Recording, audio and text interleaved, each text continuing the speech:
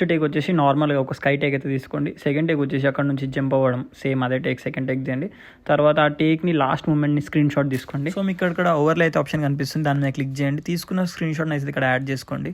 So దాన్ని అయితే కొంచెం క్రాప్ చేసుకోండి. ఇక్కడైతే ఆప్షన్ చూపిస్తుంది ట్రాన్స్ఫార్మ్ అని, ఎగ్జాక్ట్ క్రాప్ చేసి నెక్స్ట్ స్టెప్ వచ్చేసి బ్యాక్గ్రౌండ్ అయితే రిమూవ్ చేయాలి. దానికోసం ఇక్కడ రిమూవ్ బ్యాక్గ్రౌండ్ అయితే ఆప్షన్ కనిపిస్తుంది, దాన్ని మీద క్లిక్ చేయండి. ఇక్కడ బ్రష్ ఆప్షన్ ఉంది, దాన్ని అయితే బ్రష్ చేయండి. లొకేషన్ అంతా రిమూవ్ అయిపోతుంది, బాడీ ఒకటైతే కనిపిస్తుంది.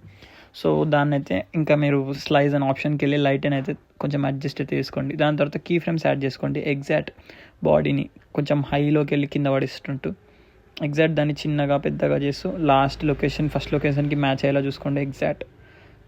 దాని తర్వాత మీ వీడియో అయితే ఆల్మోస్ట్ కంప్లీట్ అయితే అయిపోతుంది. సో లాస్ట్ స్టెప్ వచ్చేసి ఇక్కడ ఎఫెక్ట్స్ అయితే కనిపిస్తుంది కదా, దాన్ని క్లిక్ చేయండి. ఇక్కడ నైట్ క్లబ్లో ఒక ఆప్షన్ అయితే వెళ్ళండి, వైబ్రేషన్ ఫ్లాష్ అనేది, దాని మీద క్లిక్ చేయండి. సో ఆల్మోస్ట్ మీ వీడియో అయితే అయిపోయింది, డన్ అండ్ ఎక్స్పోర్ట్ చేయండి. దట్స్